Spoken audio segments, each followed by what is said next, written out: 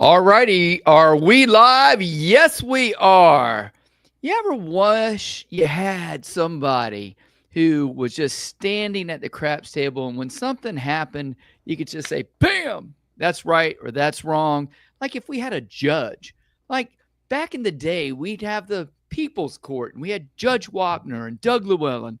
Well, tonight's episode is all about justice, and we're going to talk about it right now.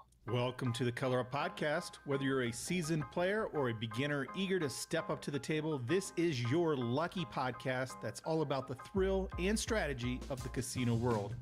I'm your host, Jeremy. With me is Jim the Professor. Let's get rolling.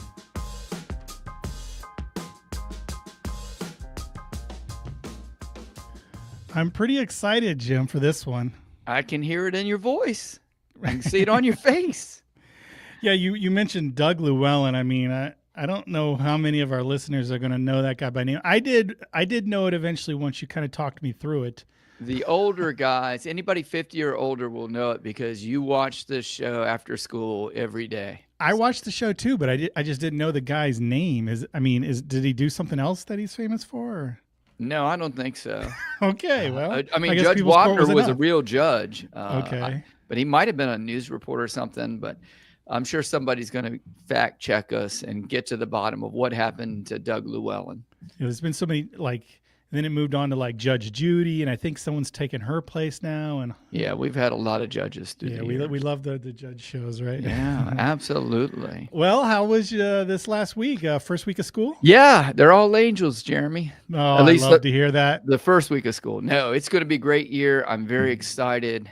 We have a new regime at my school, and it is awesome, and things are going very well. And we're off tomorrow for Labor Day weekend, and we're looking to have a great Labor Day and then come back for another 4-day week. So 4 days last week, 4 days this week. That's right. You got a little break into the try grind. not to date the shows. Yeah, we're not. Oh, this is Labor Day. We are already talking about school, so people are knowing first week of school. But we didn't know. We didn't say what year. So. No. But it should be Labor Day weekend, so a lot of people get the day off, and yes. I guess schools do too. So. How about you? What would you do this past week? Anything fun? Anything fun? No, nothing fun. I don't think. I've been busy working because Friday I leave for my Italy cruise. Whoa, Italy through playing craps. Yeah, so we fly into Rome and we go Croatia and Albania and. Wow. Yeah, it's super excited about Epic. that. So how long is the cruise? It's just eight days or something. Just an 8-day yeah, cruise. But we're going 2 days early, just in case we have travel problems and obviously spend time in Rome or whatever. And then I think we end up in Venice actually after our last stops in Croatia. So you don't go off and on at the same place? No, It ends in one part. We travel all the way around Italy, then hit all those, I don't know what those are, Eastern European countries. And then we hit the top of Italy. Yeah. So interesting. Okay. We haven't figured out how to get back. I don't know if we're going to fly out of there or take the train back to Rome and fly out. Whatever's easier. We'll just have to wing it.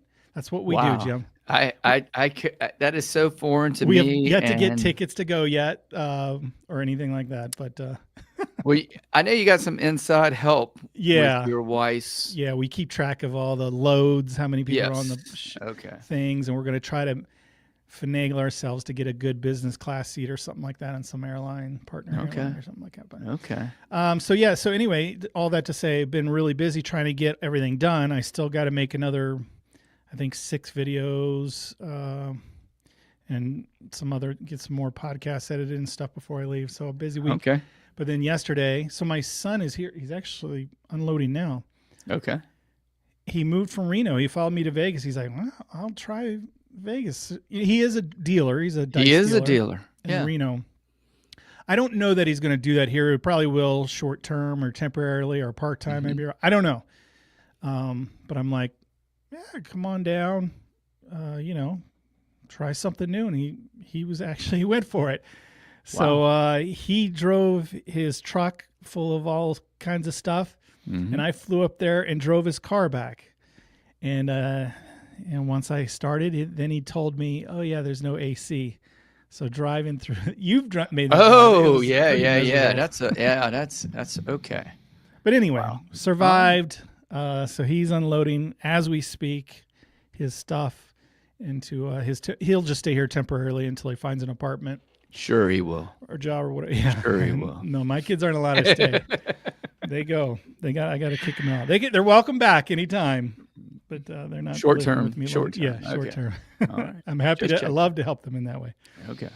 Yeah. So, and then I'll be wrapping up things, scheduling out the YouTube videos, scheduling out the Sports Grid television shows, and then I head to So this cruise, I don't plan on doing a big bankroll and point building and all that stuff. I got too many cruises already booked. I got enough status. I might just dabble. A little bit. You got to do something for the content, right? But they don't let you, can't film in there. Yeah, you're right. I do have to do something for the content. Otherwise, I can't do a business write-off trip. Right. So, yeah, I got to do something for the. Okay. Not that I can write off cruises. That I've talked to a tax guy. That's not happening. As far as the travel and stuff like that, I can't actually, as long as I'm providing content based off of it. Okay, that was a lot. We got through the, what do you call that? Pleasantries. I guess so. Intro, time wasting. Yeah, should we get to this? Let's do it. I guess we got some controversy. Maybe it's not controversy. It's really just fun. And that's what we're hoping to gain out of this. And then, but it did get a lot of traction. It got some traction. Yeah, on multiple platforms. Right. People have opinions for sure. Okay. So do you want to frame it? How you want to frame it? Maybe a little bit. I know you have a little intro to it, but so I have two different videos we're going to play. So we have the defendant, I guess, and the plaintiff side. So we're going to hear their sides of the stories. Now, for the setup, this all happened during DiceCon in Las Vegas. So when you hear the first video, you're going to hear the plaintiff first, and they had some of my club members there. And I do want to say up front, my club member, so the caller misrepresented us a little bit and said that we're a dice setting group or something. We're not. He didn't know. We're just a color up club of dice fanatics who love to play together. We don't exclude dice setters. We love our dice setters. We love dice setters. Right. We welcome them.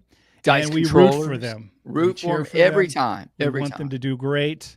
We cheer. And yeah, so random or controlled is welcome in the Color Up Club. And so when you hear that part of it, I just wanted to get out in front of that a little bit. But other than that, the videos speak for themselves. So do you want to kind of kick us off and get us started? I will. I want to make one other statement that while you will hear from the plaintiff himself, you will basically be hearing from the defense attorney. Yes. Not the defendant. Not the defendant. So good point. As we move forward on the because I tried to contact them and I couldn't get I didn't get a response in time. So I removed their names and their images from the videos. Blotted them out. But you will see the lawyer in the one case, the defendant's lawyer. Okay. So that was funny. Good point. All right. Very good. I just want to be full, you know, because the people's court, you actually hear from both, but this would be the first time you have a defense attorney in there. Okay. So, all right. So you ready for the intro? Yes, sir. Everybody ready? All right. So you remember the old people's court intro? Dun, dun, dun. Dun, dun, dun, dun, dun, dun, dun, dun, dun, like all those 70 shows. All right. So what you are witnessing is real. The craps player are not actors. They're real people. They brought their disputes to the ultimate authority on the felt, the craps court. Today's case, the distracting cheerleader. One shooter claims their hot roll was cut short by an overzealous railbird whose cheers became a little too loud too soon. The question is, was the cheering just part of the fun, or was it a table violation of worthy judgment? Both sides will have their says, and in the end, only one verdict will stand here in craps court. That's the best I could do. And I should have tested this and made sure everyone here, but I think hopefully it works. Hopefully. Not to ruin your No. People, you can just cut this out when it goes to Apple. Here we go. Let's see what happens. Everybody, welcome to You Can Bet on That, a podcast for the recreational gambler. I'm Mark Duvall. And I'm Dr. Mike. It's not playing smooth. Choppy. What the heck? And it's playing. It's just not playing out. This is so frustrating. Oh, wow. Hey, Mark and Dr. Mike from Minnesota here. Great seeing you at 360 Vegas Vacation last weekend. There was one significant crap story, and honestly, a little upsetting that I thought I'd share. Several of us went to the Palms because we'd heard that they might have a $5 ticket. What the heck? Hopefully it'll pop back in. Yeah, it's not. So let me try to, I don't know how else to add this. I wish we could hear it in the plaintiff's words. But if you want to hear it, I don't know if you want to say, but the way I heard it, you want me to tell the backstory about how we got to this point? No, because I think I might be able to figure this out in a way that I can play it by adding these files a different way. Okay. So basically, boys and girls, Jeremy said, Jim, just be quiet and settle down. No. You could like, you could try to kill time. Well, here's the time kill. All right, ladies and gentlemen, you ready for the time kill, or you tell me to stop? No. Yeah, go. All right, time kill. All right, so here's the time kill while we're setting up the file. So I listen to podcasts. I pick up aluminum cans. I listen to podcasts when I do my do all kinds of stuff when I'm walking the dogs, whatever. So one of the podcasts that I love, and one that you guys probably listen to, is You Can Bet on That with Mark Duvall and Dr. Mike. And they are I believe, the longest running podcast on craps that I can find. They have several hundred, 800, 700 episodes, maybe closer to 9 now. I don't know, but I listen to them all the time. And after DiceCon, I was listening to the episode, and a caller called in, and that's what Jeremy is attempting to play. And when I listened to it, I knew exactly that he was talking about the Color Up Club DiceCon members at the table, specifically at the Palms, because he talked about they all had the same jerseys on. But anyway, I immediately reached out to Jeremy and said, hey, listen to this, because Jeremy is a big fan of the podcast as well. He went back and listened to it, and he reached out to the team at You Can Bet on That, and they said, oh, yeah, sure, go ahead and use the stuff on there. So hopefully we'll be able to hear the actual complainant, and then we will also actually hear the defense attorney, which a lot of you guys will recognize here in a few minutes on there. So how much more time wasting do we need? Let me see if I try to play this. Is that coming out to everybody? Give me a little feedback if you're seeing that or hearing that little start here. I'll play a little more of it. I see a no in the comments. Hear nothing again in the comments. Okay. No audio again in the comments. Okay, so let's go. Got a big nope. Boy, this is a huge black eye for the show, Jim. Stick with me. It is worth it. It is worth it. I'm just not going to be able to play it through. And maybe there's some kind of way we can link it in the YouTube comments or something like that later. Do that. Yeah, but I mean, it'd be nice to be able to actually hear the person in their voice. Now. I just now have to figure out how to get this. And by the way, it was so smooth during rehearsal and show prep. Yes, it was. That's always the case, right? Yeah, so smooth. But and again, if anybody's just joining us, don't forget, we will take your questions and we will get to all your comments, and hopefully we'll be able to get the phone working where you can actually call in and figure out, state your position on it, because it is going to be something that is probably going to be as divisive as dice control. People are going to have opinions both ways on it. So we'll see. All right, here's the cue that has a temporary time filler. What would you prefer? Can you hear that, Jim? No. Okay. All right. Let's try output routing. He is routing output, ladies and gentlemen. And skill and luck, we'll get to your great idea here in a second. Still not coming through to you? No. Okay. Oh, I think I figured it out. Wait a minute. Okay. Let's go to our. And this will be good editing when you send it to Apple. Oh, yeah. Yeah. You guys hear any audio for us or not? Not for anybody, or just not the one that he's trying to play?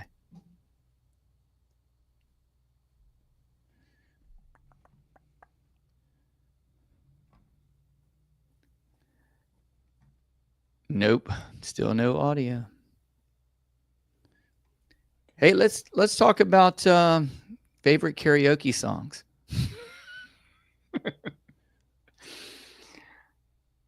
Thank you, everybody. Aloha, Brian, and the J team, Jeremy and Jim. I like that, the J team. And by the way, Brian had a great show today with his live Fantasy Craps rollout with all his Patreon people. And I'm going to I actually joined his Patreon today. And I'm going to actually, hopefully at noon Eastern time, be able to jump in. I'm going to get the camera going on my table too. So how's that for time killing? Is that awesome? Don't stop believing. Oh yes, Dennis, definitely a good one there. Anything yet?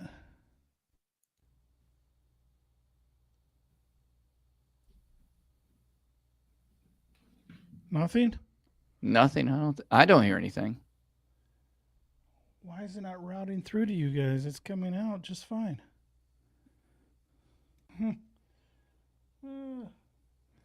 Probably everyone's bounced. Oh, look at the number. The number, they're hanging in there. Okay. We got a few hanging in there.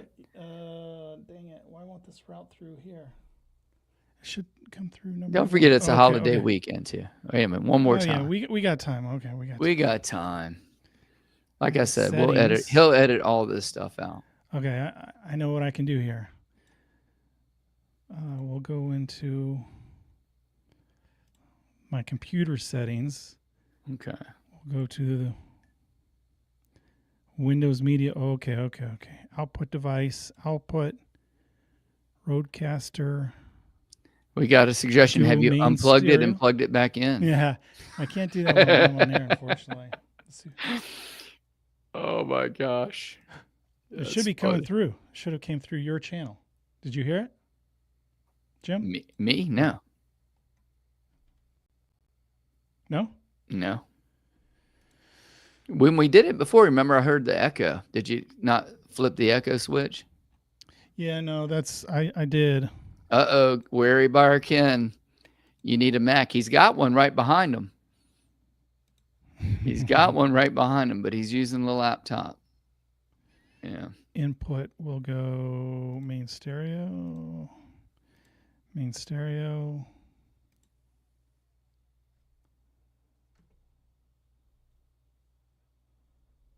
This is very, very, very 360 Vegas. Here we go. Last weekend. You hear it?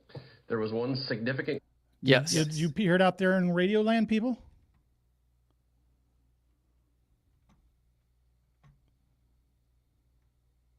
We hear it. Skill and luck said. Okay. Yeah. Okay. Here we go. I'll be quiet because I got the reverb. All right.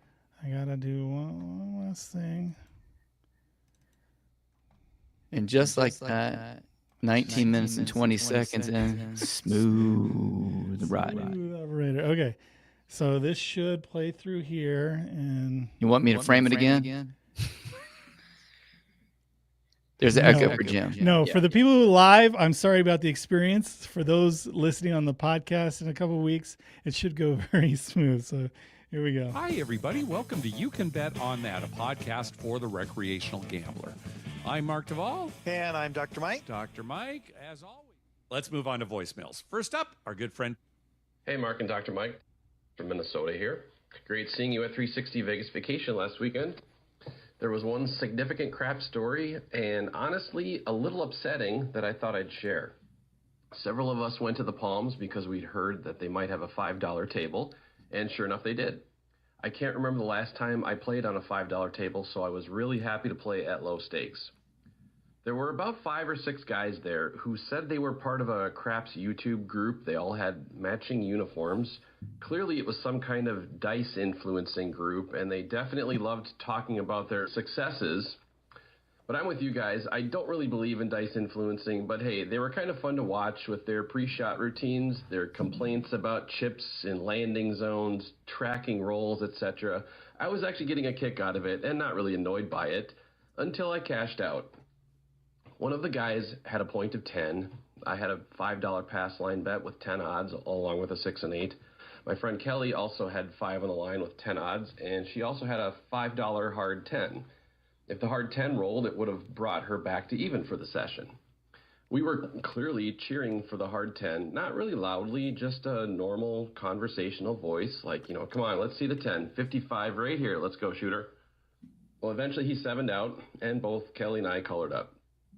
As the dealers were counting out the chips, the guy approached us and said, "Hey, I know what you're doing. I understand it. You want to see the 10, but you're only betting $15. I've got 460 out here on the box numbers, and you're keeping asking for the 10, 55, hard 10. It's really mentally distracting." Now, his tone of voice wasn't rude. He was actually being serious about it, almost trying to be apologetic and cordial as he absconded us for, well, cheering for the point. Hello? Mentally distracting? I was completely shocked, but kept my mouth shut. Kelly told him she would have gotten back to even if he'd rolled the hard 10, so of course she wanted to see 55. He just replied saying, "It's distracting. Keep that in mind." So bizarre. I guess I would think that such a successful craps player might be playing a $100 minimum table at the Wynn, not $5 at the Palms. What are your thoughts? Thanks for the show, guys. Bye. Is this the first craps table they've ever been to? Of course people cheer like that. Mentally distraction. It kind of reminds me of what we were talking about in the previous show about that guy Tim out at Harrah's, right? Yeah, right. You're not even trying. Pay attention. Concentrate. That's what you should have said to him. Well, if you were trying harder, or if you were more mentally attuned, maybe you'd be able to get past that cheering for the point. I know you're just trying to have a good time, but when you're rooting for the point, we all do. That's part of the fun of the. All right, I don't need to go on any further. It's mentally distracting. Distracting is when you have to go to the bathroom so bad, but you're in the middle of a hot roll. Yeah. And if you leave, they're going to pass the dice because it's just such a crowded table. That's distracting. All right. Well, thanks for the report. Good to hear about the $5 craps at Palms, too. So that's good. Now, let me ask you, Mark, if a guy takes that so serious that he really believes that someone cheering, and I don't see being super loud or anything. Not as loud as you or I.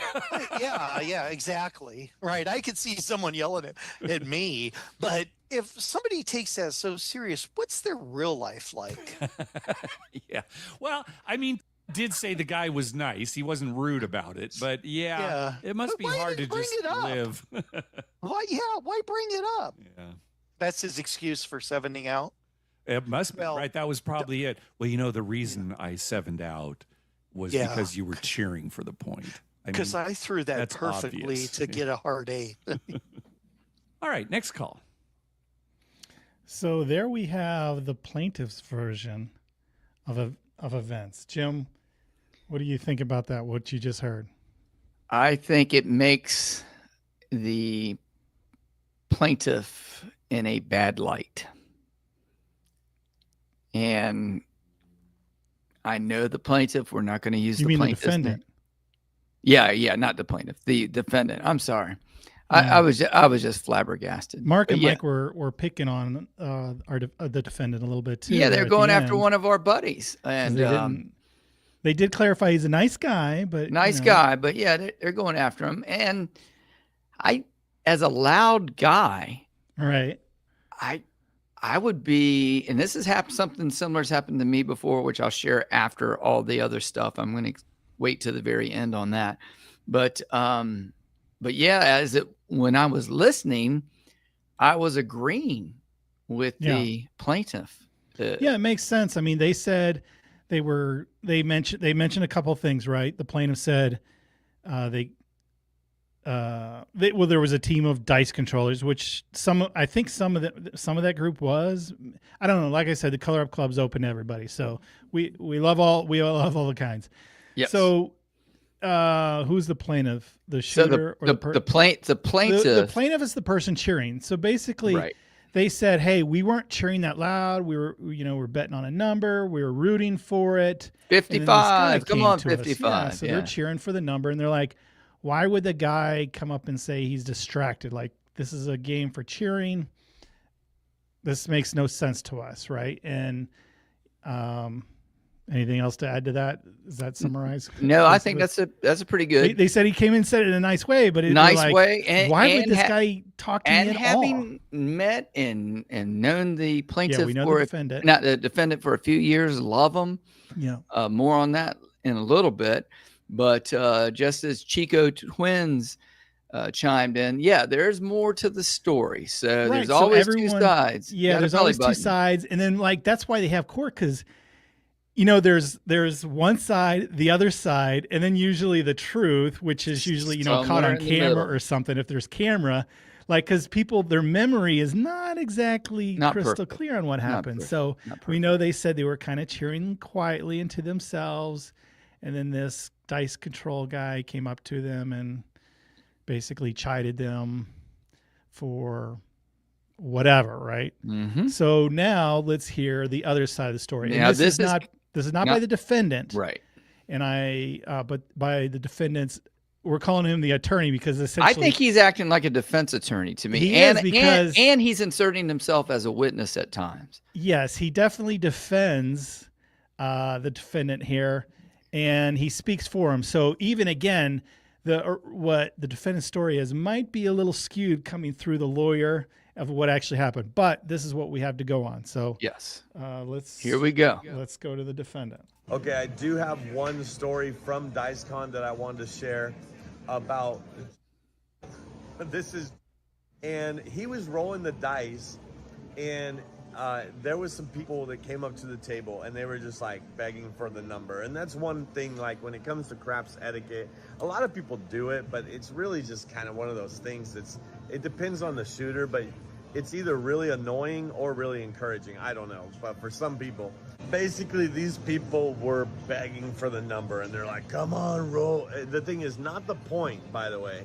So say the point was like 5, and they bet the 6 and a hard 6, and that's the only thing they bet. And they were like, please get a hard 6, roll the 6, roll the hard 6, please roll the hard 6, and it was just one of those things where it was like, why are they yelling at the shooter and all of this? And finally, I think he got the point one time, and then another time he like 7'd out, and he went over to him, very nice, and he said, hey, I just wanted to say, when you're shouting at the shooter, and it's kind of distracting for some shooters, and he was telling him that, and he says, so sometimes it's like, just be happy with the roll. Don't beg, don't beg. It's kind of like an etiquette thing. And they're like, oh, sorry, we didn't know. No big deal. And he goes, well, and he said, sometimes it's really freaking annoying for the roller. And he was kind of frustrated because they were really annoying, not only to him, but probably everybody else at the table, because they wanted the hard 6. And it's like, why don't you bet more? If you want more, like, just don't bet one number anyway. If you're going to bet one number, don't beg for it, just wait for it. That's the point of why I'm telling you the story.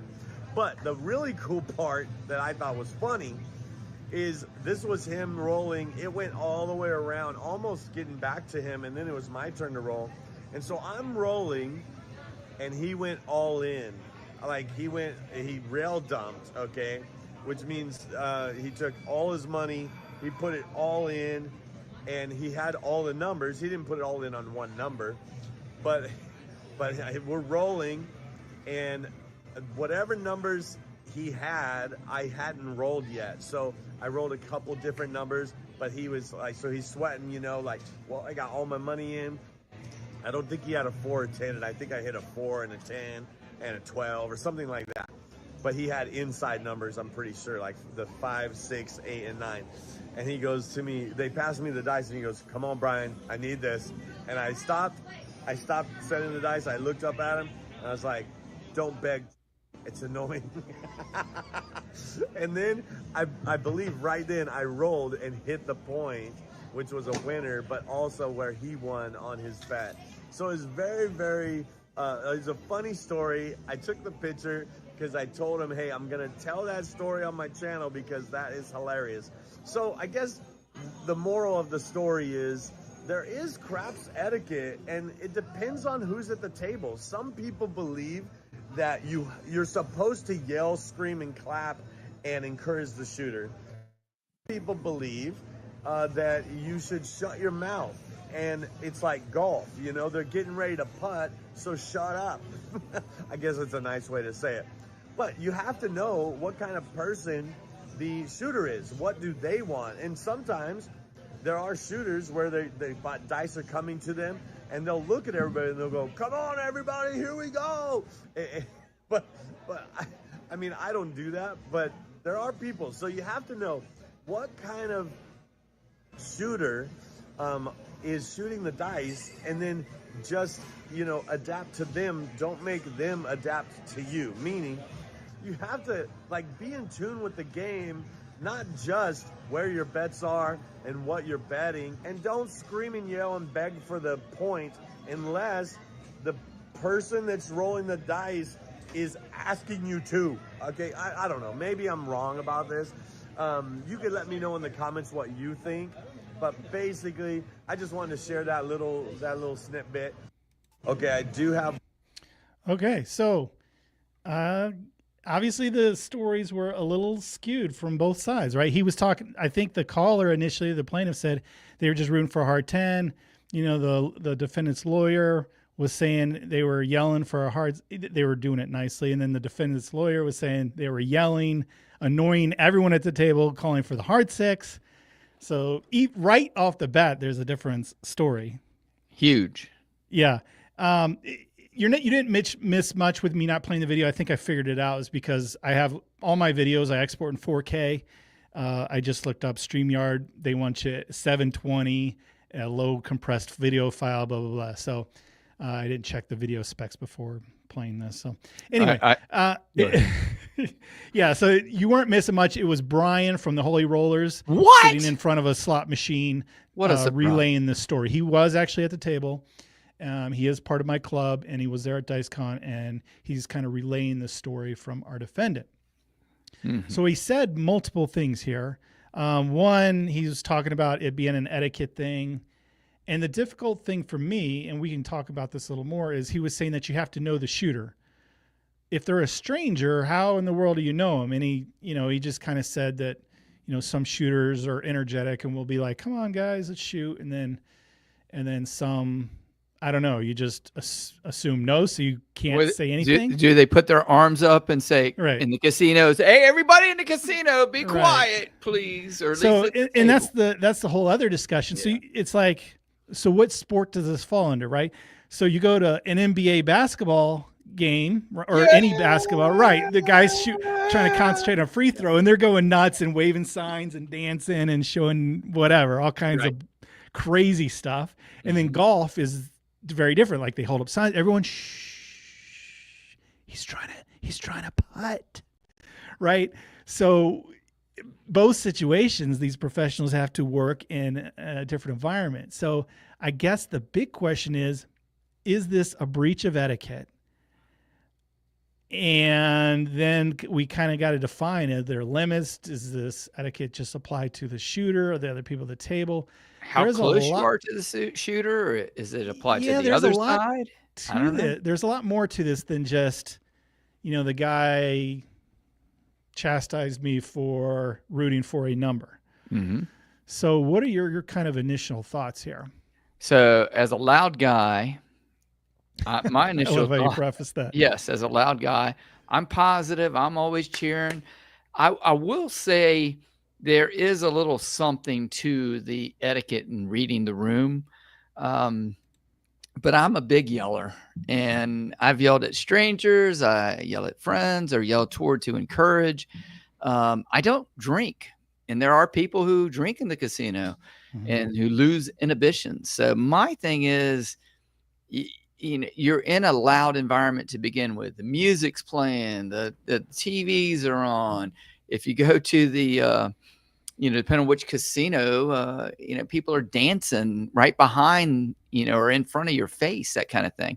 So, there's a lot of distractions. My thing is, I think you ought to be able to cheer. I don't think anybody can tell me, if I'm screaming so loud that it's above the decorum, or if I'm disturbing the people right beside me. I don't know. I try to be respectful, go along to get along. So I know I'm kind of talking out of both sides of my mouth a little bit, but it's a complicated, right? I don't think it's but I'm going to cheer really, really loud on there. And especially when it hits, I might wait until the dice land, or maybe I'm like cheering up but when they line up behind the putter, or something, I don't know. But so this comment from Dennis brought up a big point of this too. Etiquette, who wrote the book, right? Can I get it from the library? Essentially saying like, these are unwritten rules. Right. Like, there's a lot of them that we've done a couple shows on. And that's the whole point. Like, so where are you crossing the line and where are you not? Obviously, we say this is a game where everyone's cheering. That's why it's so fun and you have such a great time. Mm-hmm. And then there are some people who are like, I guess you can cross the line and be too distracted, right? I don't get that. I'm more leaning into basketball. You go nuts. If you believe you're a dice controller or whatever, you got to focus and shut that stuff out and be able to perform regardless, right? Okay. So I think you should be allowed to cheer as much as you want. On the other hand, kind of like you, I'm going to talk out of both sides of the mouth. Like, there's got to be some line, and I don't know. Like, Dr. Mike and Dr. I always mix up the names. It's Mike Duvall and Mike Duvall. Mark Duvall. Mark Duvall. And Dr. Mike. Yes, there we go. Thank you, guys. Got you. Yeah, so you got me. They said they know this guy and they know him personally, and they said they were saying it's hard to believe with his personality that it was very loud, right? Like, this is just not he wouldn't be going crazy and obnoxious to everyone. So knowing kind of that background, you'd go, okay, so if he's not super obnoxious, he's just cheering for the number. Obviously you should be able to cheer for whatever number you want. I don't think there's some rules like a lot of times we talk about the 7. Hey, you can't cheer for the 7. Me, on the other hand, hey, if you're betting the 7, cheer for the 7. I don't care. I know a lot of people would be offended by that because they lose their bets with the 7, but it's just another option to bet for. Like, I'm not going to be offended at the football game if someone's cheering for the other team. Like, that's part of the game. That's part of the fun. Like, they just happen to be choosing the other side. It's kind of an example I always talk about. So yeah, I guess you can cross the limit. You brought up drinking. Like, if there's some obnoxious guy, he's screaming and bumping into people, right? Like that's different. That's causing a problem. But if you're like, I don't care how loud you are, let's go hard 10, 5, like, who are you hurting? Like, apparently you're hurting. Yeah, I guess. This shooter. And this is somebody we know. We're not using this person's name. Great club member, one of the most friendly people. Yeah, I was surprised to hear that. Yeah, it came from him. But I just can't believe that he would go talk to him afterwards. Not unless it was, maybe they were standing right in his ear or something and yelling. I don't know. The defense attorney did not mention that in the semi-witness. I certainly wouldn't be. Well, for one, it would never bother me to begin. Is somebody screaming in your ear? Well, I mean, like if they're leaning into my ear, right? Right. So there's some. Brian said he was next to him, so at least they're at least one person removed. Okay. Yeah, I don't know, but I mean, if they're just yelling for a number, like I don't know. It's tough to lean in the defendant's, way. And there's 14, sometimes 16 people at these giant tables. Yeah. Can you really expect everybody to do whatever? I just don't think so. I don't think right. the I mean, you certainly reasonable. can be bothered, right? Like you can be bothered if you'd like by the guy who stuck his hand in to late bet and the dice hit his hand, right? You could be bothered by that if you want. Absolutely.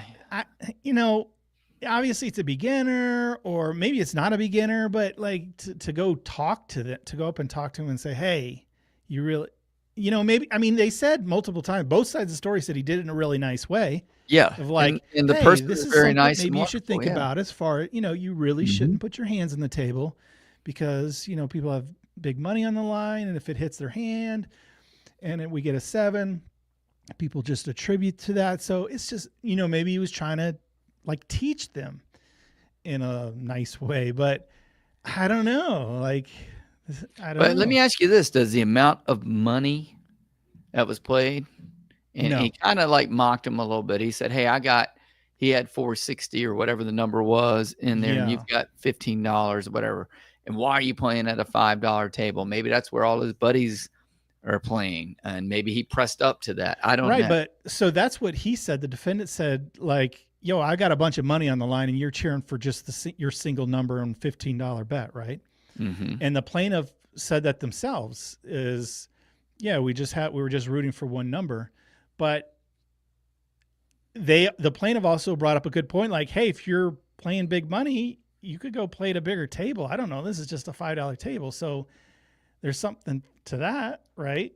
Right. I mean, why would you be complaining, say, hey, I got a lot of money on the table if you're, most of the players are at a $5 table because it's a $5 table. They're trying to lowball it. So I know, sure, you've worked your way up or pressed your bets, whatever. Oh, we have the lawyer. And partial witness here. I'll click it on. The only reason it was so annoying is because they were shouting for a number that wasn't the point, and they only had the 6, hard 6. Right. So I don't know if you just came in late, but when we played their version, it was not the point, they said, and they were rooting for the 10. So somewhere there's some misunderstanding. Maybe it happened multiple times. Yeah. And again, I don't know. So does it make a difference, Jim, if it's not the point? Can they not cheer loudly for? Or let's talk about it. Say it's the ATS and we need the 3. Yeah. Do you yell, come on 3? Well, I think that's kind of like same lines as the point. Like everyone's rooting. Well, not everyone. Okay. There's dark side, but everyone's rooting for the point. Everyone's rooting for that 3 at this point. I guess it would be like if the 3 is only left on the ATS, and you got someone at the end going, I need the hard 10. I need the hard 10. I mean, I guess. Yes. Okay. Like everyone's like, we want the 3. Like, what are you doing? Why are you yelling for the 10 when we're clearly everyone at not everyone, everyone who's on the ATS for $170 or $150. Sorry. My mind's stuck to the higher payoff. Yeah, you're big money. The $150, measly $150 to 1 payoff is the 3. Like, so in that case, does that matter? That's what I'm saying. There's some gray area, I guess, but overall, I'm leaning towards cheer for whatever the heck you want. Yeah, and then you also got to think too. It's a casino. The environment it's not a public library. It is a casino, and you might have people walking by you, yelling and screaming. I've been at casinos where there's fights, that kind of thing. This is, Augustus says the game is more fun when everyone is screaming, having a good time, but one person. Wait, that's not the comment. I missed the comment. Shoot. Which one is it? I think it was the one like. Oh, there we go. The one right above it. That's a fine comment. I'm not disparaging your comment. If there was a person on the dark side, I will call out that number to hit just to piss off the dark side player. Like, I hear that a lot, right? So is that wrong or right? Nah, it's fair play at the table. Like, you're cheering for your team, I'm cheering for my team. They happen to be opposing teams. We could sit in the stadium right next to each other, have a beer and a hot dog, and like it shouldn't come to blows at the end. It should be like, oh, well, you won, your number rolled, let's move on. Yeah. I just don't understand the distraction thing, just because, like I said, I'm more inclined to lean towards the basketball where everyone's going nuts as opposed to the golf example where everyone's like, shh, he's trying to putt. Mm-hmm.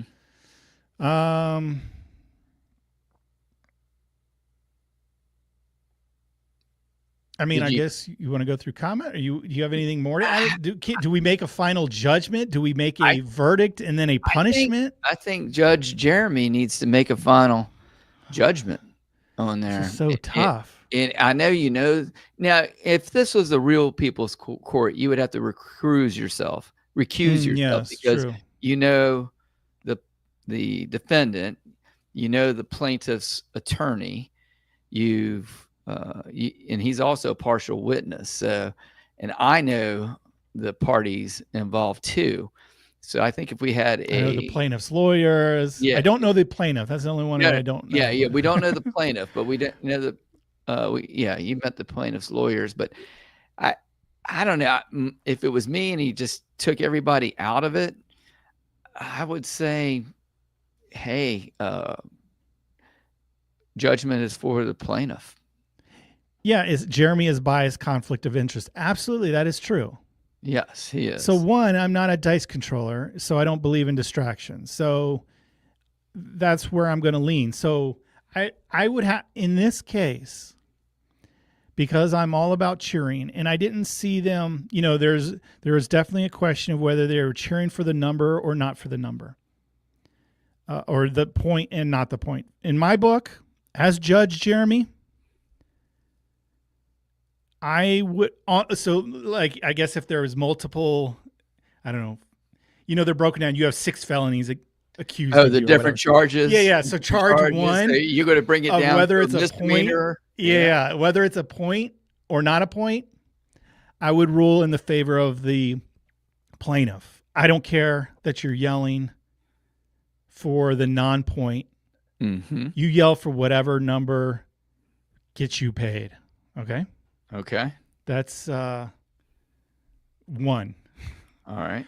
Number two would be how loud can you be? I see, the lawyer here said they were annoying and loud. The plaintiff said they were just cheering at a normal level. Mm-hmm. Just because that is like opinion, and obviously if you're annoyed, once you maybe you don't recognize you're hearing something, and once you're annoyed by it, like you're, someone chewing or something like that, until you hear it, now you're super annoyed. So maybe their cheering didn't bother them until, it caught their attention, distracted them. So again, I think I would lean in the plaintiff's favor and say for count 2,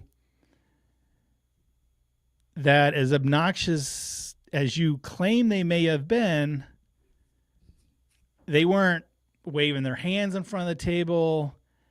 We haven't heard that they were yelling directly into his ear. They could have been at the other part of the table. I'm going to say that is inconsequential. Okay. They could not have been too loud to hurt our defendant. Okay. How about this one here? And I saw this earlier and it popped up again. A good dice influencer should be able to focus and zone in. Right. And okay, so it could be 2 different things. I don't know that that's what this is about. Like the caller certainly leaned it that way. Like they're like, oh, this dice control group, and because he was distracted and he was trying to focus on dice controlling is why this whole situation was. Mm-hmm. But the defendant really didn't say that. Neither him or his lawyer didn't really talk about that was the reason why. They were just saying, you're so daggone obnoxious and yelling about a different number. About a different number is the problem. They weren't saying like, "Hey, it's hurting." Maybe he could. Maybe he was. You know, he didn't say it hurt his dice control, or that's why he 7'd out. No, but it certainly wasn't the claim. But I guess if it caused him enough to go to them afterwards. It said it's upsetting to him. Yeah, he said it was upsetting, and they used the word distracting. So yeah, upsetting, distracting. Yeah, I mean, I guess. Okay, so what would count 3 be? That it was too much of a distraction to the defendant? I guess so. Yeah, so count 3, again, I'm going to have to lean on the plaintiff's side and say, I guess you have to focus better or practice focus better or something. Sounds like a summary judgment for the plaintiff. Well, we're getting there, I guess. But was it calling for the 10 or cheering the issue? It was yelling for a number that wasn't the point. But we have 2 different stories. Right. One was saying they were cheering for the point, and one was saying it was a different number. To me, I've already ruled on that. Like, I don't think it matters what number. That's just me. I know other people would maybe lean differently. Now, some people, I saw the defendant was talking about earlier, if someone is setting the dice, then he would defer to the golf. So, some people who set the dice aren't necessarily whatever, but the majority of players set the dice and don't believe in anything. They just see it, or they set it and they throw it, whatever. I would say the minority actually believe, hey, I'm setting, I need to focus. I'm worried about all the mechanics and the landing zone and all that stuff. But again, if you're that much of a believer, you got to focus in. Lock in. Yeah. I mean, I always, now listen, when I hear the dice influencers speak, and believe me, there's different levels of dice influencers, right? And there's different levels of belief. And in my opinion, again, don't believe in it. Don't believe you can. Don't believe anybody can. But if you go ahead and it happens, I'm all for it and I'm cheering for you. But there are some people who say, oh, when they 7 out, or they have, they 3 and out or whatever, they say, oh, it's like baseball. It's a bad pitch. I can't do it every time. You have good pitches and bad pitches. Right. Well, that's not golf. That's baseball, where everybody's yelling and screaming, right? You can't say I have good putts and bad putts. I don't think you can, from the quietness of it. But here's the question here. So Tim, go ahead. No, here's the question. And maybe the defense attorney who's listening to us right now, is the defendant a dice influence? Is he a true believer of dice influence? What do you think? We don't know that. He's certainly, that's what I'm saying. Like, was that he was just being annoyed, but were they so obnoxious? Right. So I guess the plaintiff didn't really ask for any reparations or demands or anything. They were just saying. Well, they both of them paid their fine. One of them had a $460 fine. The other one had like $15 or $20. So they both got fined by the overall craps court in the sky. So Tim said, I can see both sides. Some people are overly superstitious. Again, like, it could have just been a superstitious thing. Like, hey, but does that make it okay, right? Hey, I'm trying to roll a number. You're yelling for a different number. That's bad mojo, right? That's going to bring the wrong number. That, so that kind of leans into superstition, which is a huge part of this game. So very big. That played very into big. It. Mm-hmm. Yeah. And some of those I respect, Like, I certainly don't care if you bet dark side or not. And I don't care if you personally, but I know on the rare side, I mentioned earlier, I don't care if you say 7 or even cheer for 7, right? But the unwritten rule of the game, right? I've made several videos. You do not need to be yelling for the word 7. Hey, if you're rooting for 7, just let 7 happen. Let it take care of itself. And the lawyer said that himself. He's like, just if you have a bet on the number, just wait for it. You don't need to scream your head off, right? We don't know that he screamed his head off, but he was setting the dice, and yes, they were shouting. Yeah, okay, I mean, shouting. So because that's what we're saying. The question is, just because he's setting it doesn't mean he's an influencer and try to is that what he was trying to set the dice, and someone shouting is affecting him? Like, why would that affect you? I know it could be annoying, but again, like almost all sports, you mentioned golf because you're a good lawyer, but most sports you get to yell and try to distract. Mm-hmm. And they weren't yelling and distracting in a negative way, like shooter, you suck, shooter, right? They were just they just happened to be rooting for their team. So it's tough. It's only superstition because it happens all the time. So I would say in the defendant's case, maybe they were overly obnoxious. I just don't see enough evidence for that. Mm-hmm. The lawyer was there. We've got 2 witnesses saying they were. But what's the line? They weren't screaming 7.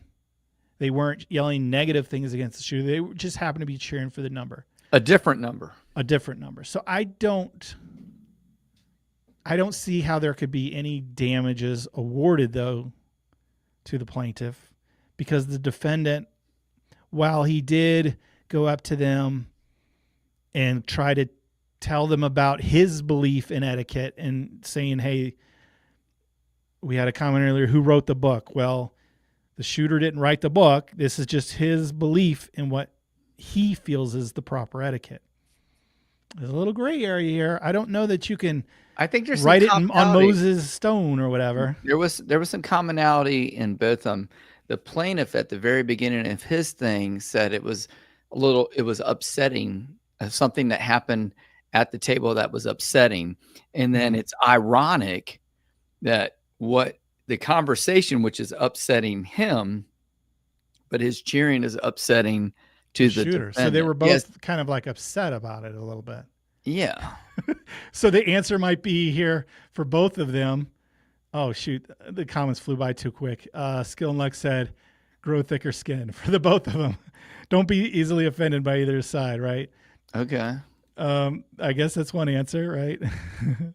Yeah. Worry buyer saying, doing a great job studying with the plaintiff. How about the defendant's rights? Yeah, what I'm saying. So that's what I was kind of getting to is like, I kind of agree with the plaintiff in most of these situations, but the defendant, I guess I have no problem with him if he's explaining. I don't think he's making any foul. He went up to them. They both sides of the story said, very nice guy. And I know the defendant personally, sweetest guy in the world. So he probably did go to them very nicely. Very classy. You know guy. What? Classy guy, right? This is a rule. This is part of the etiquette of the game. Maybe you're not aware of this. Maybe you are, but blah, blah, blah. And he went on. Mm-hmm. Whether that is written in the book of etiquette, obviously it's not. And obviously they both had a difference of opinion. Like he felt that they were not cheering. They were cheering for a different number. They claimed they were cheering for the point. Mm-hmm. Like, would that have mattered if they were actually cheering for the point? Would he have approached them at all? I don't know. Interesting. But the other thing I think is, wonder if the outcomes would have been different if the shooter hit the hard 10, plaintiff high five and carried the right. That's what I was kind of just getting at. That's a great point. Like, if both their stories aligned and they said they were cheering for the point, would this have been nothingness, right? And they just would have both been happy and moved on, and could have been like road rage in a nice way. You know what I mean? Right. It's not road rage, but road rationale or something. They both think that they're right. Here's the lawyers chiming in. It was how they were cheering. Hard to explain. Yeah, I wasn't there. Right. And we're hearing this hearsay, but as a judge, I have to go with what's here. Yeah. And my point, I guess my point is how you're cheering. Like, are there ways that you cannot cheer at the dice table? We've kind of established through everyone in the community and years of unwritten rules that you don't yell and scream for the 7. This is new to me, that you don't yell and scream for the non-point. But again, I don't think that's what Brian's saying. I think it's more of like how they were doing it in like an obnoxious grading way or something. Maybe the timing. Now, I will say this. I yell and cheer and scream, but I think I got to check myself.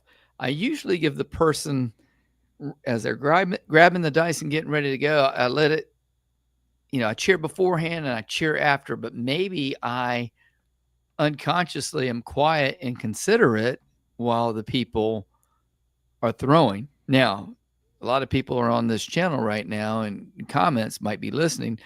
Y'all can say, hey, Jim, you're full of crap. You're yelling all the time. Right, because your timing might be mixed up. Like the lawyer just said, the defense lawyer just said, it was shocking shout at the time of dice release. Like, yeah, maybe the time. So if it ended a split second before, it's okay. But if it's through the release, it's bad. Like you're saying, like you're loud at the table. Like sometimes you may break into that quiet period. Could be guilty. You may have broken it sometimes. Jim, maybe. Right? Yeah. But are you really breaking anything? I don't know. I don't know. Do we need to put this in the Bible of etiquette? Like, I guess that's the big point of the show is you can't yell 7. Mm-hmm. You can't do late bets. Put your hands in there. Late betting is bad. You don't spill your drink, right? There's a couple things here. One tier below that would be the buy-in in the middle of the roll, or you buy-in in the middle of the roll. Or is that top or higher up, or just below? Right. To me, I don't like it. I teach, hey, wait for the puck to go off, but it's not against the rules. The casinos love it because anytime there's more money, they want the money. Yeah, they're going to stop the game. Yeah. Come on in, buy in, right? While everyone else is going, no, wait, right? But for the most part, that has become a lower, like you said, a lower tier. Yeah, it could be a rule lower of etiquette. Mm-hmm. But this is new to me, the cheering for the wrong number at the wrong time and how you're cheering for it. There's too many variables. And with me not being there, I cannot, I can't give a penalty against the defendant. You can't award any. And I certainly can't award anything to the plaintiff. Yeah. For bringing this issue up. Like like you mentioned, they were both upset, but well, this is an interesting one here. At the roulette table, they say no more bets. Why can't they do that at the craps table? I'd be fine with that.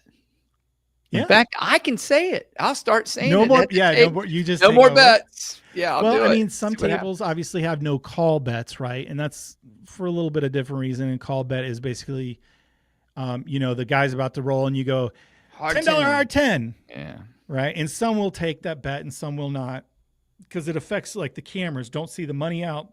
Right. So you can collude with the dealer and stuff, and a lot of guys have been caught in trouble for that. So a lot of places you'll see no call bets, but yeah, there isn't the dealer doesn't go, no more bets. The guys, keep your hands out. It seems like something that we could implement. Certainly. That's easy enough. Yeah.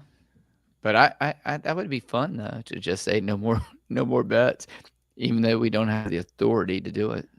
Dennis said, just because you're throwing the dice doesn't mean you're the etiquette police. Right. That's what I'm saying. Like, I understand he was trying to focus or whatever, right? They can, whatever. He can have his personal feelings, and probably, obviously a lot of people agree with him. Mm-hmm. Hey, don't be shouting when I'm trying to roll the dice. Like, just chill for a second. But are we going to put it in our Bible of etiquette? As far as cheering, where do you draw the line? I think you're going to look like a fanatic if you do that, right? Or a lunatic. You're right. Like if you gave me something more cut and dry, more black and white, like he was screaming, shooter, you suck, right? Like a negative thing. Like I could probably make a ruling and be like, you know what? You can't do that. That's cross the line. Come on, just respect another human being and let them do their thing. So you can be encouraging, but not discouraging. Come on, shooter, let's go. It's okay. But shooter, you know you're going to roll a 7. Make me some money. Well, shoot, you got me there a little bit, because if you're rooting for, I don't know. I guess it's like he. I think when you address the people, yeah, when you address them personally, I think you can't do it in a negative way, right? I don't think you should do that. Yeah. So were they addressing him? I guess they were shouting towards him, is what the lawyer said, but they were basically just, and they were loud. They were just rooting for their team. They were rooting for their team, but they were loud, Jeremy. Yeah. In the casino. Yeah, when you say it like that, of course it sounds silly. You're right. And that's why when we first heard it on You Can Bet on That, shout out to those guys. Love those guys. They're funny, and you should definitely listen to their podcast before you listen to ours. Mm-hmm. But yeah, go ahead. No, I was just reading some comments. Yeah, they're coming up quick. You know what you're going to need to do eventually when we're done talking about this is you really do need to open it up and put that phone number up there if it'll work, because I think it'd be really cool to hear from the defense attorney, aka witness, if he would have the time and availability to do it. Yeah, that would be really good if we could get him to speak, because I know he's very shy. So right. Oh shoot. Oh, that's a good. Oh, I just saw one. The number's on the screen. All right, here we go. On. You can call in if you want. So let's see. Talk to the dice, not the shooter. Yeah, that's a good. Like, comment. I mean, I believe in not touching the shooter and stuff. Like, I do believe in that a little bit. You know what? I believe in not touching anybody. Good point. Fair point. That's me. But I mean, I do. It happily is like married man of 30-some years or whatever. When you go for a high five, you're kind of getting. What's that word like that you're getting approval because you like, hey, high five. Yeah, and get the fist bump. Yeah, affirmation. Right. Yeah. Okay. Well, all you need to ask about this is, would the casino tell you to stop? If not, then it is totally legal. Yeah, and we're not talking about legal here. Like. Legal, that's why I'm not issuing a judgment, because legally they could cheer for whatever they want. They can yell for 7, like which is a big no-no, right? In the book of etiquette, we're not talking about whether it's allowed and legal. We're talking about, are we crossing the line in etiquette here? And Muhammad's not a fan of that yelling for 7. There you go. I still think what 7 is a terrible thing. Even if you are on the don't. Yeah, are on the don't. So. Yeah, fair point. So, I mean, there are differences of opinion when it comes to etiquette. Freedom of speech, certainly. Yeah. Certainly. Although you can't yell fire at a... Well, I guess you can for the fire bet. And you can't yell fire at a crowded movie theater, but I guess you can yell fire at the table. She's on fire. Wow. It's hard to believe your sister stayed through all of this. This is amazing. She really loves you. Yes. Yes, she does. Sorry, use legal. Yeah, we get it. We get it. Like, right. Like this is like the casino. Like they would go, okay, everyone at the table cool with a late buy-in in the middle of the roll, and everyone at the table goes, no, and the casino goes, well, guess what? It's legal. Bring it on. Like, we'll take your buy-in in the middle of the roll. Like, so they're not exactly the right person to ask when it comes to the law of etiquette, right? So if you go, hey, we have a customer that is cheering and having fun. They're borderline and obnoxious. Are you cool with them? They would say, are they putting money on the table? Yes, they are. They're good, right? Okay. Yeah. Right. You know, I think a boxman or pit supervisor, if there was someone not playing the game, not money on the table, was behind and was yelling, and someone said, this guy's like screaming at me. Like, can we do something about him? I bet you the pit supervisor or if would. he's screaming in his ear. Yeah, he's I think he would say, loud. "Sir, just hold it please down. move along or back up or calm down or whatever." So I think they would help you there, but there's kind of differences whenever they're an actual player. Fine line. That's right. Yeah. Fine line over there. Yeah, let's see about this one here. Where is it at? Would it have made a difference as far as the 7 podcast? Here we go. We'll get back to that one. Welcome, caller. You're on the air. Who do we have with us? You're on the air. Hey, this is Brian Holy Roller. Just the man we want to hear from. Do we want to hear from him? We'll definitely. He is in our story here. He was our defense lawyer, and I did not get the video to play because it was too big of a file. But anyway, so we didn't get to see your lovely face, but we heard you defend and sell the defendant's side of the story. Can you give us a little more insight? Well, you gave me that. I was just telling the story. Yeah, no. I had to make you the defendant, Brian. Yeah. Just because you were telling it because it was funny in the fact that after he talked to these people and said, "Hey, maybe this is a breach of etiquette. Don't scream for a different number." He then went on to ask you, "Hey, Brian, I really need this number." And so you're like, stop begging for a number, right? Yeah, like irony. Yeah, the irony, and it's very funny. Obviously, done in 2 different ways. He wasn't yelling at you to bring home his number, but anyway, it is a funny story. But yeah. Hilarious. So yes, I did have to pitch you as the defense, but maybe you can give us a little more insight. Go ahead.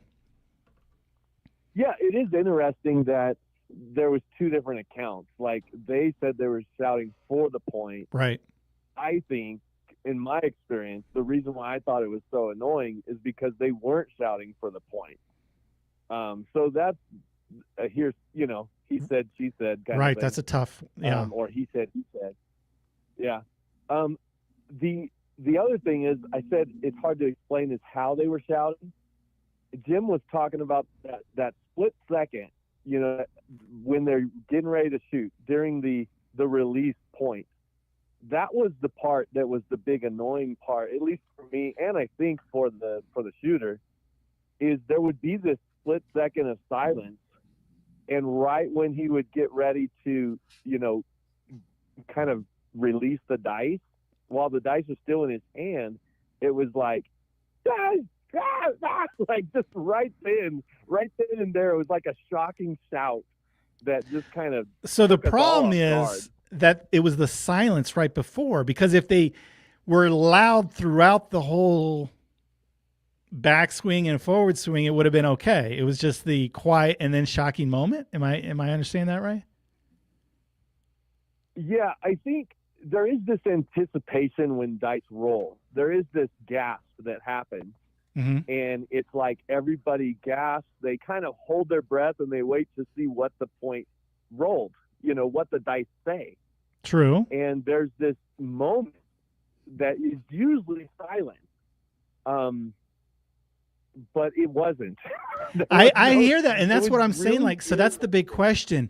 Is it a party foul? Is it a craps etiquette that needs to be written in the Bible, book of craps, that at that moment it's a no-no? And I'm like, I don't know if it is. Like, what do you think? I know you brought up the illustration of, hey, like golf, and you got to be quiet as they're about to hit it for the putter. But what do you think about my point of a lot of sports is you go nuts all throughout the, the act of, swinging the bat or throwing the ball or whatever. Like you gotta focus and do your job despite that. Yeah, I don't really fall on, like, I made this statement of, like, you have to know the shooter. Mm-hmm. And you had said, how do you know these strangers? What I mean by that is not know them personally, but like you can kind of get a sense of like I said, if they are setting the dice, I will default to golf. And let them release the dice. Once they release the dice, then I will actually shout a number in the air while the dice are in the air. Okay. Yeah. It doesn't matter. I'm just trying to be, and I think when it comes down to it, etiquette is, in a way, having some empathy, and etiquette can be viewed as being polite to others. And sometimes you think you're polite to others, but it might be like a high five versus a fist bump, or a pat on the back versus don't touch me kind of thing, Yeah. No, I get that. My question is, like, because you're a quasi dice believer. Am I putting words in your mouth with that? Well, I think that the dice influence, dice setting, dice control, all of that is like a misunderstood. Like, I could say dice influence and I could mean one thing, but they're thinking I'm meaning another. No, there's definitely layers to it. Of area. Some people are like, hey, I can control and I make an extra 100,000 a year or whatever. And then there are people like, I have some influence and maybe the 7 comes less or whatever. I'm not talking about that levels. I'm just saying, because you fall, like Jim's on the opposite end where he's like, close your eyes, roll it backwards. It don't matter. Right. So yes, for him, Jim, would you, if that moment of silence was interrupted, is it affecting your throw? No. You could care less because concentration, being startled, like maybe startling helps you hit the number, right? I don't know. Maybe not. To me, it's all random. Yeah, it's my question for you is, because you're in the quasi, hey, I like to set, I like to try to, maybe it can influence this some. That's why you're concerned with the focus at the moment of toss. Whereas me, I'm like Jim. Like, I do believe in, hey, maybe we should kind of find some side of moment of respect for the shooter and feeling out the table. Like you mentioned that, I think is a great point of kind of feeling out the table mojo. Like, if you're the only person screaming something when everyone else, like we brought up the ATS example, which I thought was great. If everyone's at the table, like, read the room, right? Everyone wants a 3 and you're over there screaming for the 10. I get it, right? But so to me, it's very hard for me to see your point of view, because to me there is no concentration needed. There is no,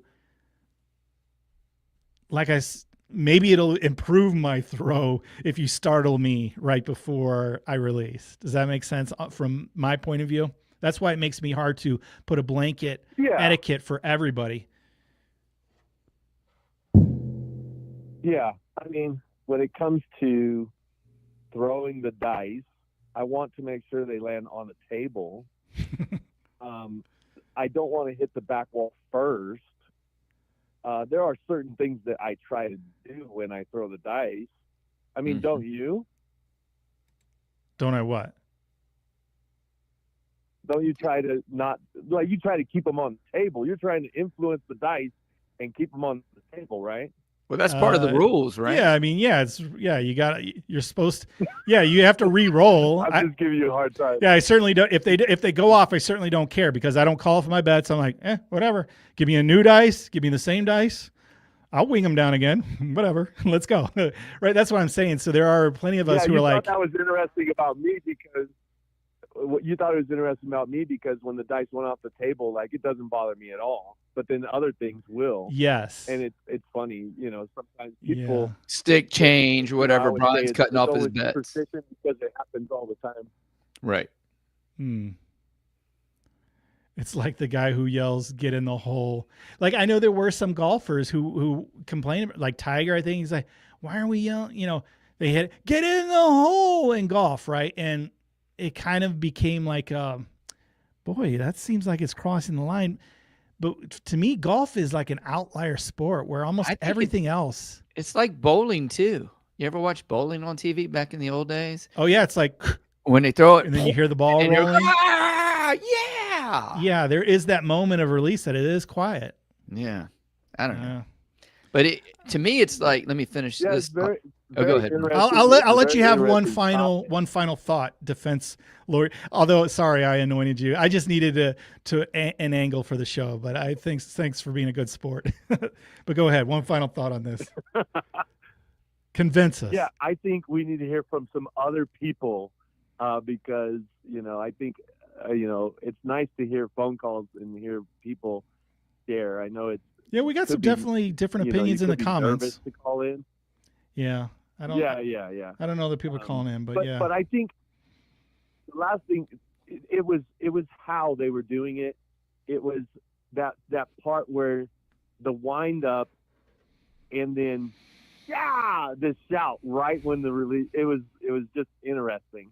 It was almost like if he was doing it, it would be like a karate move, like kind of thing. And so it was kind of shocking. Okay. Yeah, and then from my point of view, like I don't know why that would affect you or shock you or care. It's difficult as a. Well, I get it though. I get it. We don't know. Is this across the line of etiquette? Again, I'm going to show you exactly how this person was when you're rolling the dice, and then you could tell me how you feel. Whoa. Okay. Oh yeah, maybe. Maybe. I think it'll be so fun. No, it was fun. Don't get me wrong. Playing craps is fun. It's just sometimes I like to try to be polite to the person that's shooting, and like I said in the thing, adapt to them rather than adapting to you is just a polite thing to do. Yeah. I get it. I certainly get it. I think we should be polite, but it's hard to tell from hearing both sides of the story whether they were being impolite by yelling for their number. I don't know. Yeah, I wasn't there. So. Yeah, I thought he should have said something sooner. Interesting. Okay. I think it's very interesting if people say stuff like if they say it, they don't want to say something when it's happening, so they always wait till after their roll. So then it's seemingly like you're blaming them. Right. That is a problem because they wait to see the results. But I have seen people nobody wants to say, hey, can you move your chips so I can land my dice there? And then you roll and land your dice there, and then it's a 7, right. Because they move their chips or because they didn't move their chips. I mean, nobody wants to be that person, I think. I see it, though. I see that. Yeah, and I see people stop and be like, yo, I'll wait for your bet to finish before I can roll. Like, let's go. Like, they kind of do a little teaching moment in a sarcastic way. But all right, well, I think you did I've done that. Yeah, I'm guilty of that. See, I don't know. You're the etiquette craps police there. Stop the game, if they wanted to stop the game while I'm rolling so that they could get their money, it's because they want to bet, right? They want to bet. Yeah. So I'm just giving them the opportunity to bet before I roll again because that's why they wanted their money. Okay. Thanks for the call, Brian. I appreciate you calling in and helping us out. Yes, thank you, Brian. Great to hear your voice. Yeah, let's get some other callers. Come on. Yeah, exactly. Someone said, where's Justice Jen? Good point. Yeah. We need Justice Jen here. We need a real lawyer, not us hacks. Was the table limit an issue? The plaintiff complained about high rollers on a low limit table. I mean, it seemed to be because they said, like, hey, because the defendant came up to him and said, yo, you got $15. I got 460. Don't be yelling. Like, as if they're a lesser person. I don't like that. I certainly don't like that. Yeah, money's money, and we've all got to.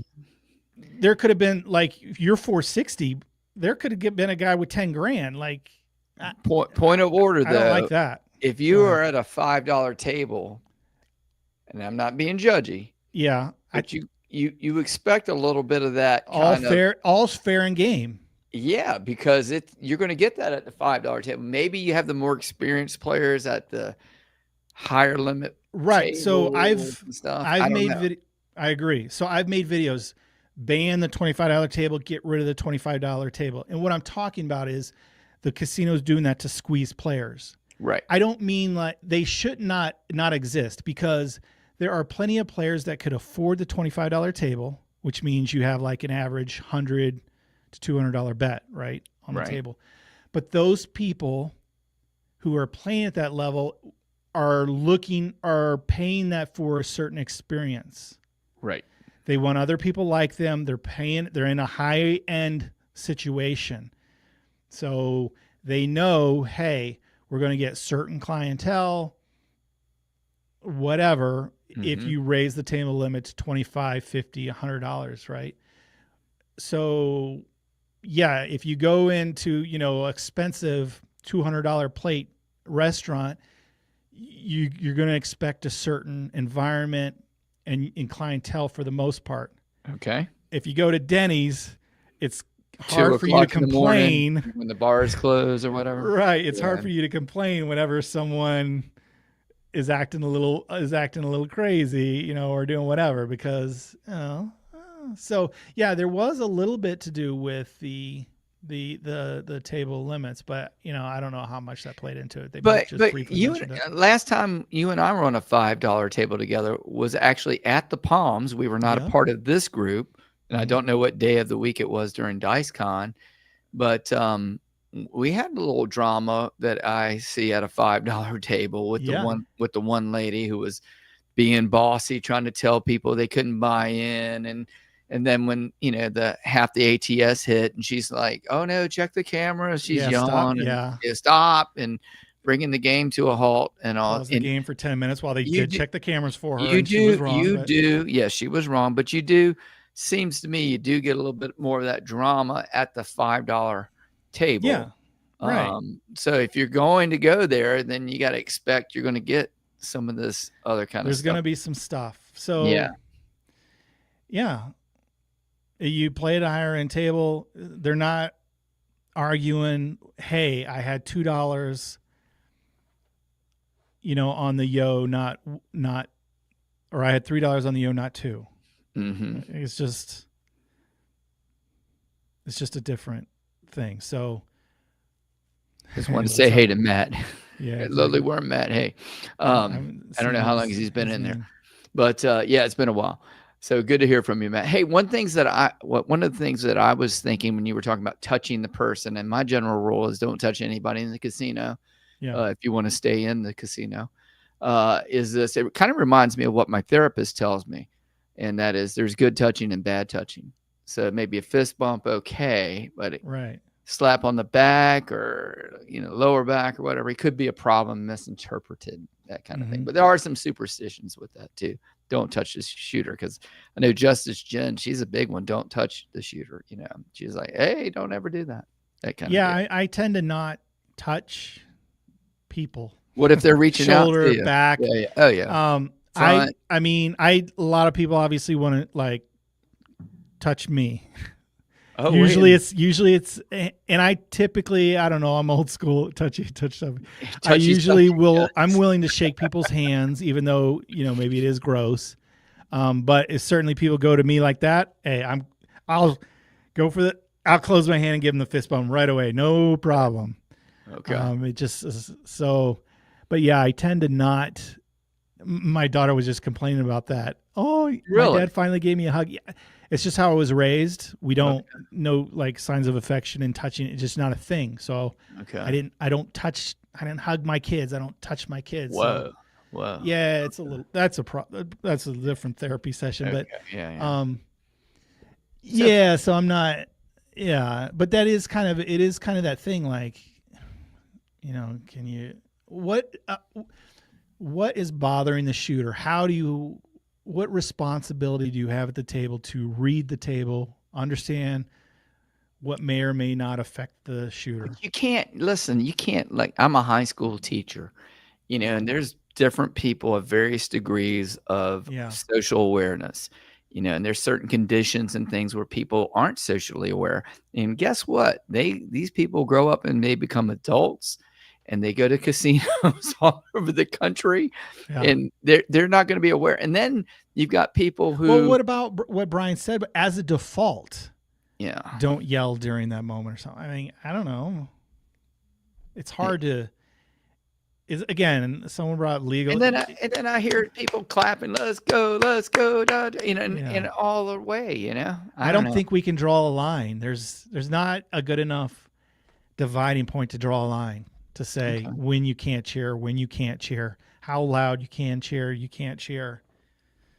At what moment? Like, how tricky is that? Like, what if this was the first time ever playing at the game, and now you've talked to them and they'll never play again? Yeah. It's, they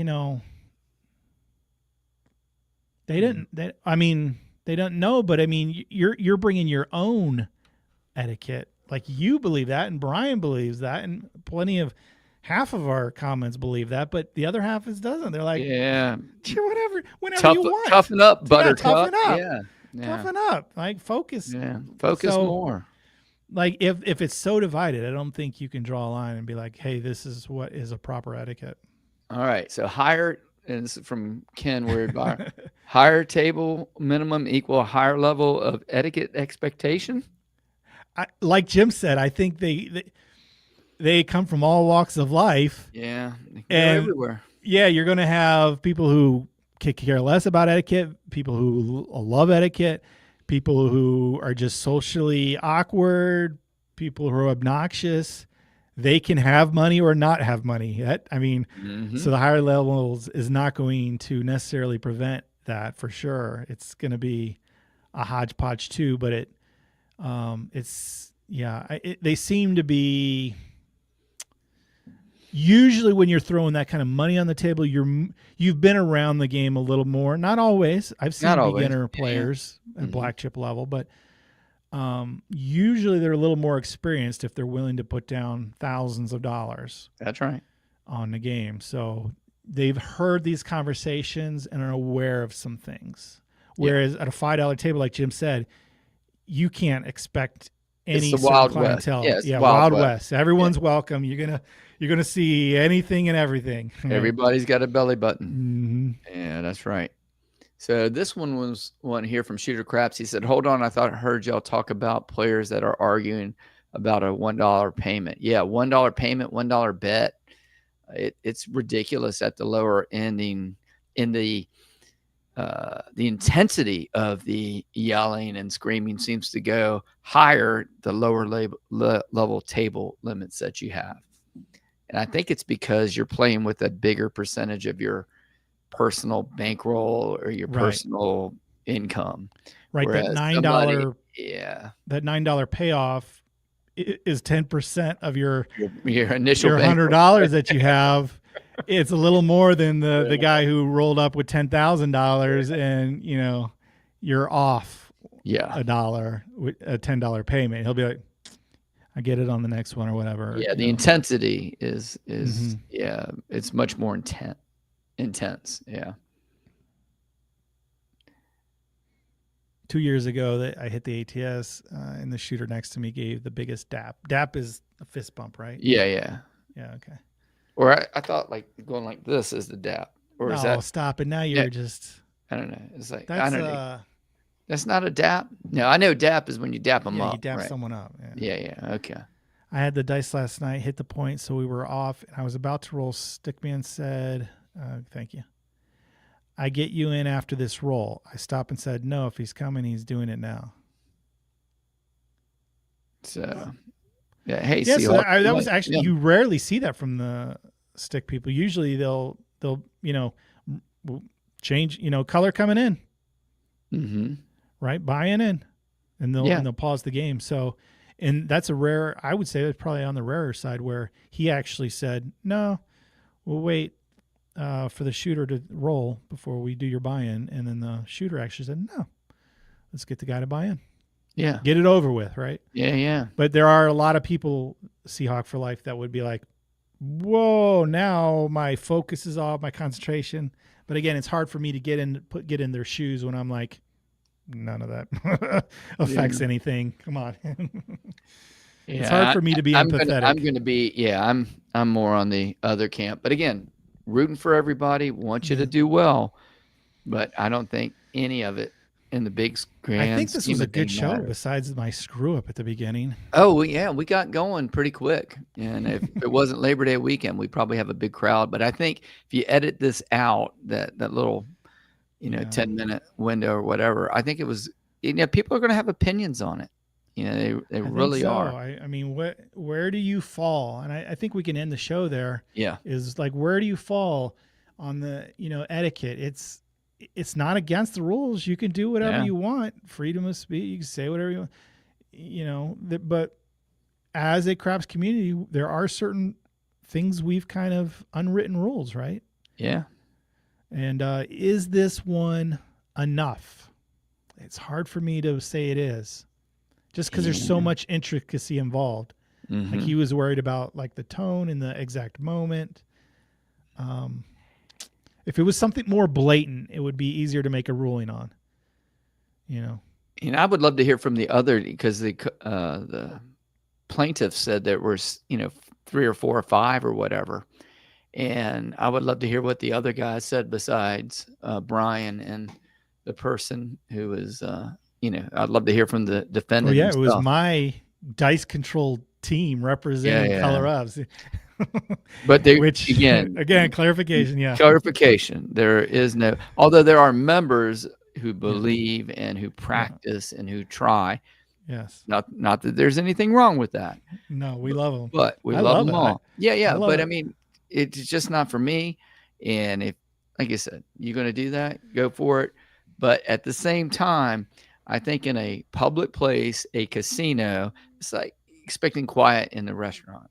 Just doesn't. What did we learn, LOA, to be more politically correct? I don't know what you mean by. No, they were saying we were kind of sugarcoating it a little bit earlier. I think that was skill and luck. Yeah, he just said that. He made but no, earlier he said we were, I don't know if it was me or you that were sugarcoating. Well, I'm definitely trying to weigh both sides, but I mean, like it's hard for me to have any empathy for a shooter who needs no distractions. Yeah. He was saying, this is earlier. Okay. He was saying, hey, you're getting way too politically. I don't know if correct. I was, but okay. Yeah. Everybody's got an opinion. Fair enough. Yeah. But yeah, I think. It's kind of my job. I'm not going to sit here and dog on everyone. Yeah. We don't need to do that. But I think it'd be really cool if we heard from other people. The other thing that I found fascinating was not only were, he was at a conference, we were at a conference, and I wanted to go to both. I was going to try to go that first night for that 360, and I didn't make it over there because I wanted to meet Matt Duvall. Mark Duvall. Daggone it. Now you got me messed up again. Mark Duvall and Dr. Mike. Yeah. I listen to their podcast. I'm a supporter of their show. I love their podcast. It's fun. And like I said, it's good to listen and go around over there.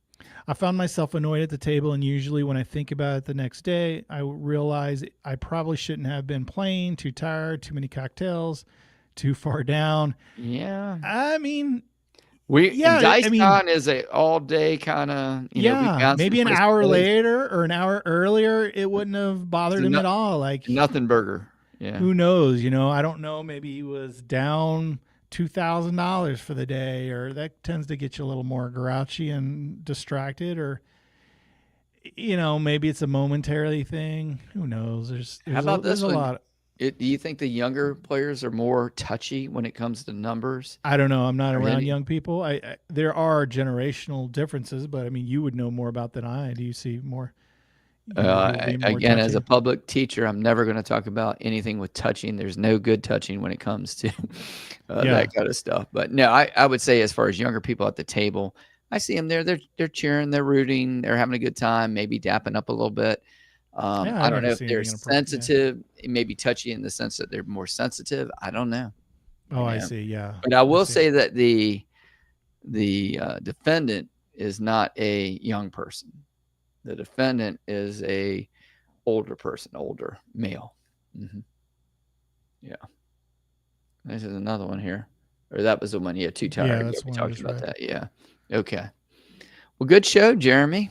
Nice job on there. Yeah, good topic. Thanks for No, I'm glad everybody, and I think more people. I wish we could have like you could put in the YouTube, get a poll. I know on some of the cruise podcasts that I listen to, you can put up to 4 answers on a poll.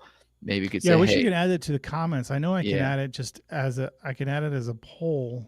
Standalone thing. Hey, as a standalone thing. Is it ever wrong to cheer for a number other than the point? Is there a bad time to cheer? What are your thoughts? I don't know what a 1, 2, 3, or 4, but we certainly just leave a comment if you're listening to this after the fact on YouTube.